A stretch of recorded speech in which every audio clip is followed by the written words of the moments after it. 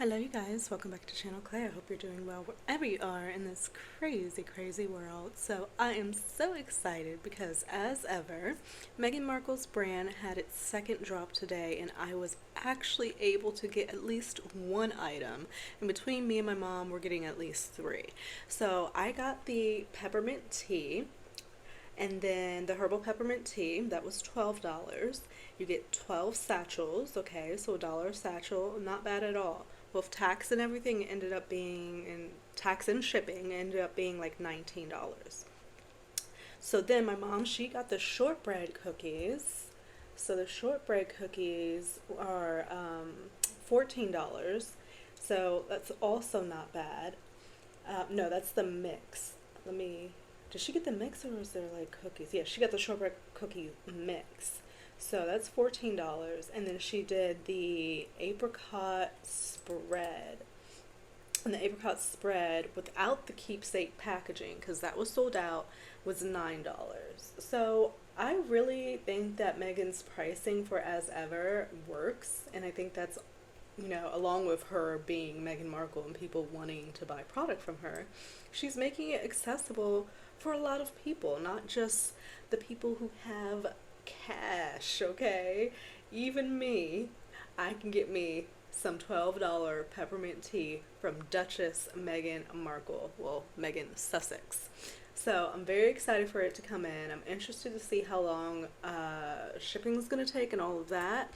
But as soon as it comes in, of course, I will do a video doing the unboxing. We'll, look at the satchels, we'll look at the packaging. I'm gonna make a whole ordeal over it, okay? Just because I follow the royal family and, of course, Meghan Markle and Harry. We're also gonna do a little tea taste, so we'll make it fun. So stay tuned for that. Also, we saw that Meghan was out. She did a podcast this week that's getting a lot of buzz. She did a podcast with Emma Garrity, and she kind of went into how she feels that she is being authentic, although a lot of the press and some people believe that she isn't. And she was like, Emma, did you see my baby mama dance? And they had a little conversation about that. It's authentic, whether people want to believe it or not. She also shared that she's putting her podcast on hiatus and she's focusing on other projects. Now, I can say I like Meghan Markle, okay? I get her. I'm a fan of her, all of that. But I will say when it comes to Meghan's podcast, how can I say this? You know what? I'm gonna be real. It can be boring, and I will say it because I feel the same with like a Khloe Kardashian's podcast, because we know just human nature. Drama sells, okay? Gossip sells, drama sells. That's why all these bloggers who talk about hot topics and daily events and current events, they get numbers. People watch them on the daily. Drama, mess, toxicity, all that. As much as we try to say we don't like it, it sells and people have an interest in that. So when you're going on a more positive route, which Meghan's podcast is, and Khloe's is as well, self-help and all of those things, people might not tune in as much because it's just not keeping their interest. And it's not giving that escapism of being in other people's mess. Whereas more, I feel like Megan's, it gives you more of a self-reflection and going down that route, and maybe people just aren't as interested in it. So I will say with Megan's podcast, I hadn't been listening to it either, just because it's just not my jam. It's just not my jam. But I still support Meghan, and I still think that the hate that she gets on the daily, all day, every day, is unnecessary. And it's fascinating to me. It will always be fascinating to me. So she shared that she is putting it on hiatus, and I think only a couple of episodes had came out. So sometimes it's okay. You tried something out, it didn't work out, so you pivot. That is perfectly okay. But of course, her haters are going to see this as a failure and say that nobody was wanting to listen, which maybe that is true. But at the end of the day, she tried it out. It simply didn't work. She's focusing on things that are working, which is her products with As Ever. She has more SKUs that are going to be coming out, so she's going to be all right, you guys. She's going to be okay. Okay, also going back to As Ever, Megan is going to be releasing her first As Ever Rosé, available July 1st. We must, and I mean must, get our hands on the As Ever Rosé, okay? It's going to be dropping July 1st at 8 a.m. Pacific, 11 a.m. Pacific, 8 a.m., 11 a.m. Eastern. The way I must have the rosé, I don't even like rosé like that because it's too sweet for me, but I'm getting this rosé. I am getting this rosé. I'm putting it out into the universe. I will be able to get one of Megan's rosés, at least one bottle. Between me and my mom, we're going to be on it. So just wanted to share that with you as well. She's going to be bringing apparel, apparently. So a good sweatshirt, crew neck sweatshirt, v-neck sweatshirt with like, ooh, I love black, with like some gold As Ever writing across it, I think would be super, super cute. Oversized, snug fit, whichever way you like it. She can give us options. But yes, I'm really, really ready for As Ever apparel as well. So this is why they hate on our girl. Because she woke up on today, on a Friday, and just sold out of all her products, and in less than dang on 15 minutes, and just made a bag. And that's why they hate her. And unfortunately, across the pond with the royal family in Kensington Palace, they're still struggling. So the Princess of Wales, Kate Middleton, was due to be at Ascot, okay? She was on the carriage list and everything.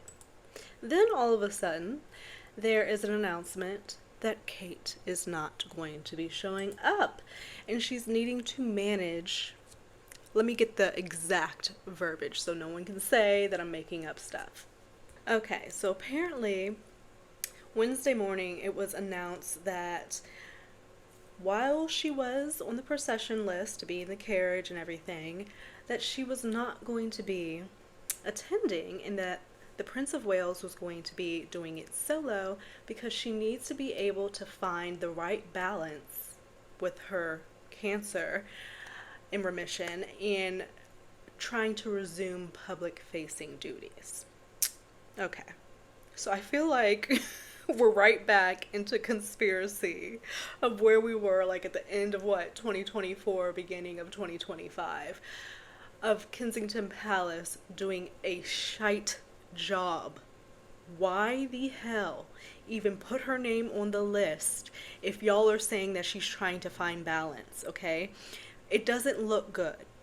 Because honestly, going to Royal Ascot, what does she have to do? Get in a carriage, walk some, and wave? Okay? That is it.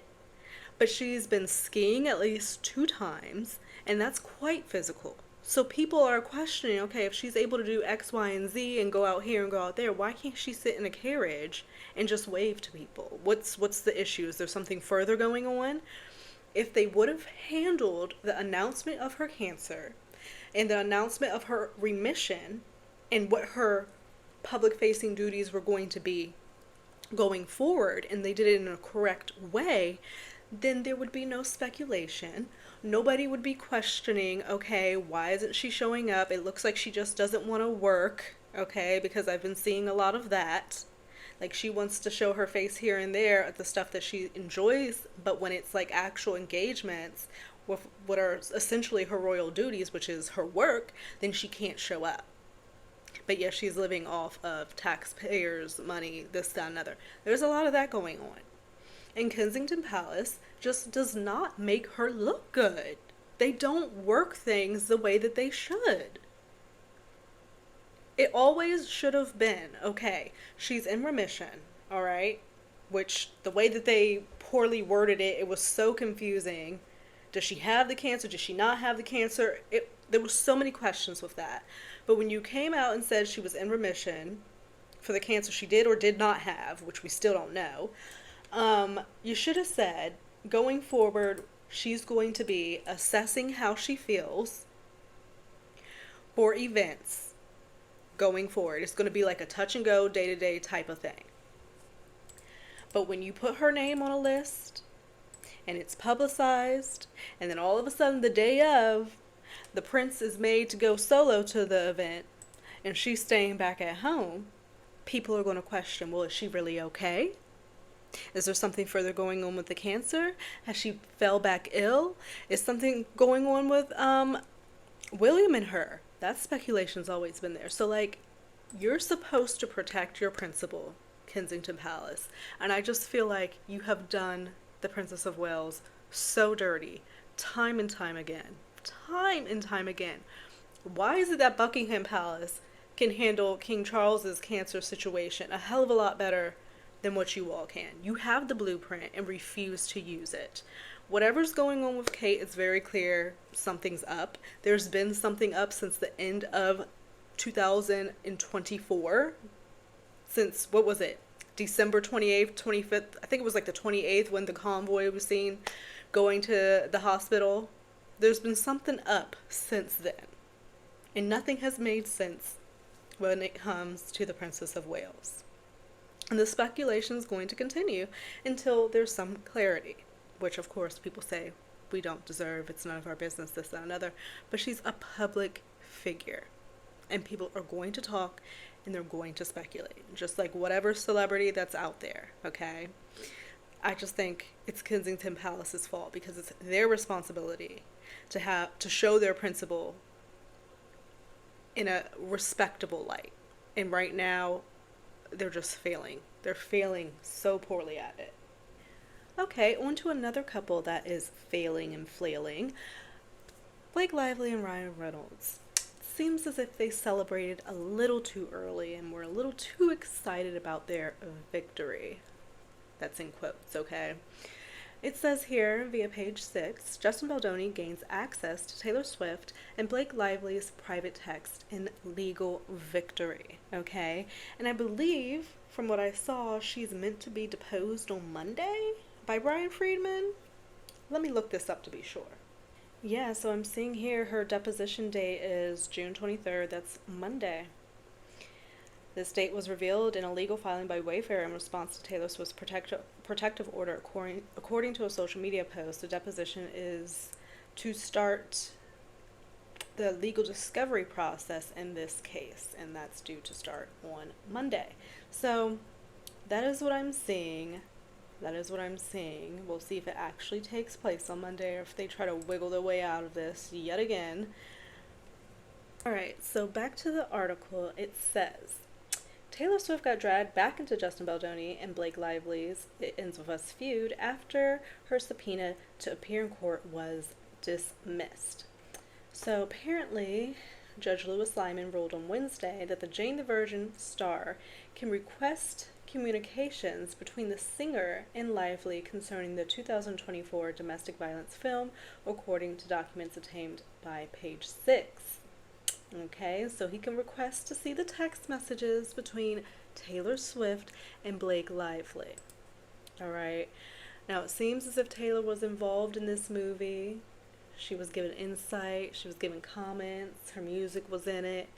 I have a feeling that Blake Lively may have divulged some information to Taylor Swift since they were trying very much to have Taylor taken out of this whole ordeal. So it's going to be interesting to see what these texts reveal, if we ever get them.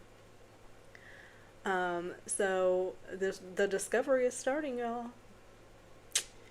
The discovery is starting.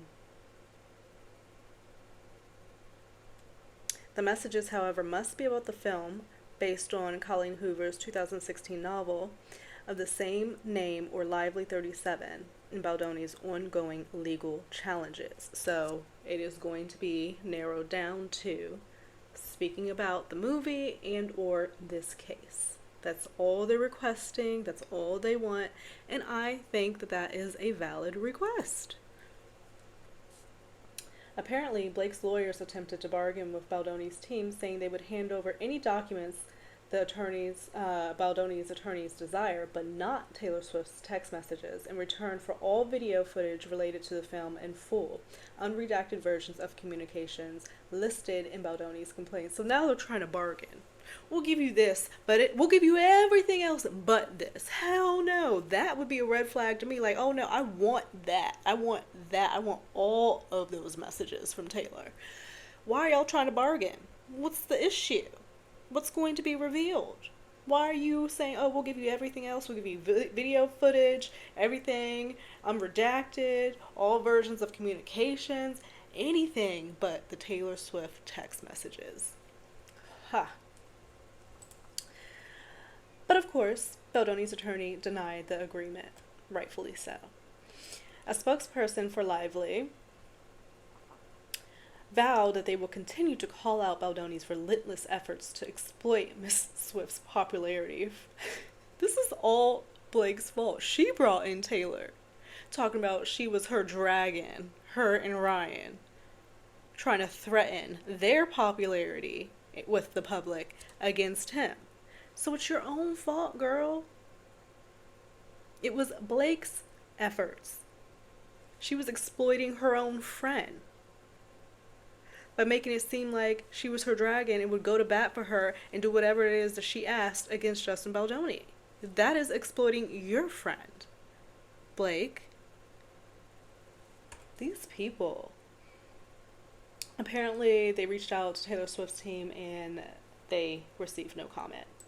So it's going to be interesting. I have seen Taylor Swift out and about with her boo, you know, going to weddings, going to hospital, meeting with the sick kids and all that. So she's been doing her thing on the side, but I want to know what these texts are going to reveal for them to be trying to bargain with Justin Baldoni's lawyers. No. Give us the text messages, please, and thank you. But I'm going to leave you guys there. I hope that you have a great rest of your day. It is Friday. We made it. So happy. TGIF, and I will see you in another video. We spent so much time making sure we had so much more inventory. That's why we took the time, and you guys are doing it again. We're nearly sold out on everything, and I can't believe it. Even flower sprinkles, which I knew was going to be the big one again, so that has more inventory than all of it.